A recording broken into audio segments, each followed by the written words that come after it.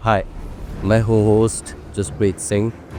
Welcome to Mystiverse India chapter 3। तो आज ये जिस सिविलाइजेशन के बारे में मैं आपको बताने वाला हूँ, उस सभ्यता ने पूरी दुनिया का सोचने का तरीका बदल दिया। और इस सिविलाइजेशन की माइथोलॉजी के बारे में हम लोग बहुत सुनते हैं, बहुत पढ़ते हैं हमारे हिस्ट्री के चैप्टर्स में, या बहुत सारी चीज़ों में हम लोगों ने इन सारी चीज़ों के बारे में सुना हुआ है। ग्रीक माइथोलॉजी कि ग्रीक सिविलाइजेशन कहाँ से शुरू हुई, क्या चेंजेस आए इस प्लैनेट पर सिविलाइजेशन के बाद।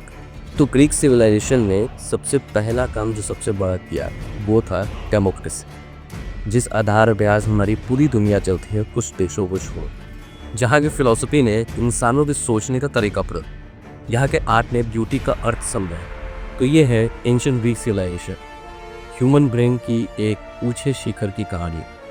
तो ग्रीक सिविलाइजेशन की शुरुआत हुई लगभग 3000 BC, जब मिनोअन सिविलाइजेशन क्रीति नाम के आइलैंड पर उतरी। उसके बाद माइसेनियन सिविलाइजेशन ने मेनलैंड ग्रीस पे अपनी छाप छोड़ी। लगभग 1100 BC में डार्क एज आया, जहाँ पे लोग लिखना भूल गए पर पुरानी कहानियाँ जिंदा रही। फिर लगभग 800 BC में आर्काइक पीरियड आया, जहाँ से ग्रीक की गोल्डन जर्नी शुरू।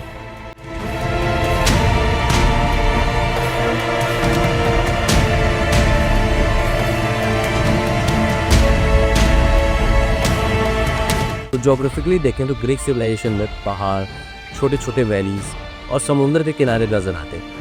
इसीलिए लोग एक यूनाइटेड देश में नहीं, अलग अलग सिटीज़ में रहते थे, जिनको वो सिटीज़ को पोलिस मिलते थे। जैसे कि एथेंस, इसको नॉलेज और डेमोक्रेसी का सेंटर माना जाता, और स्पार्टा, इसको वॉरियर सिटी माना जाता। तो ग्रीक ने दिया दुनिया को सबसे पहला डेमोक्रेटिक सिस्टम, जहाँ पे आप अपनी सरकार, मतलब जनता अपनी सरकार को चुन सकती है। फिलॉसफी में सोक्रेट्स, प्लाटो और एरिस्टोटल ने सोचने का तरीका नहीं बदल दिया था। सोक्रेट्स से बोला कि क्वेश्चन एवरीथिंग। आप हर आदमी से या अपने चुने हुए सरकार से एक क्वेश्चन कर सकते हैं कि आप क्यों ऐसा कर रहे हैं और कब ऐसा कर रहे हैं। प्लाटो ने लिखी थी द रिपब्लिक, और एरिस्टोटल ने साइंस और लॉजिक का फाउंडेशन रखा। साइंस में उन्होंने बनाया एंटिकाइथेरिया मैकेनिज्म।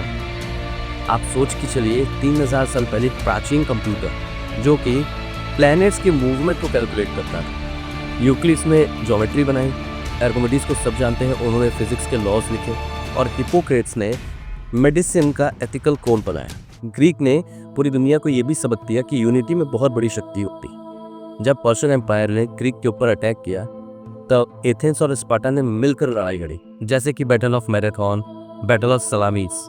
और फिर आया उनका हीरो जी का, अलेक्जेंडर द ग्रेट, एक राजा जिसने 30 साल की उम्र में, महज 30 साल की उम्र में पूरी दुनिया लगभग जीती। ग्रीक से लेकर लगभग इंडिया तक वो आ गया था।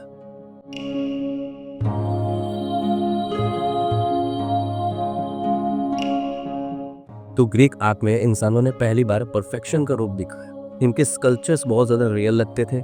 इन्होंने थिएटर में ट्रेजेडी और कॉमेडी दोनों का जन्म किया। और आपको जानने में बहुत ताज्जुब होगा कि ओलंपिक गेम्स, जी हाँ, 776 BCE में ओलंपिक्स गेम की शुरुआत ग्रीक में ही हुई थी।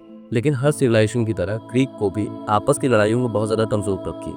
पेलोपोनेशियन वॉर ने उन्हें बहुत ज़्यादा तोड़ दिया था, और फिर मैकेडोनिया और रोम ने ग्रीस के ऊपर राज किया। पर ग्रीक की जो कल्चर था ना, वो कभी ख़त्म नहीं हुआ। उनका कल्चर रोम तक बहुत तेज़ी से फैल चुका था, और आज भी दुनिया, लगभग पूरी दुनिया ग्रीक हेरिटेज में ही जी रही है। हमारी डेमोक्रेसी, हमारा आर्ट, हमारी साइंस, हमारा ओलंपिक्स, सब कुछ उन्हीं का देन है।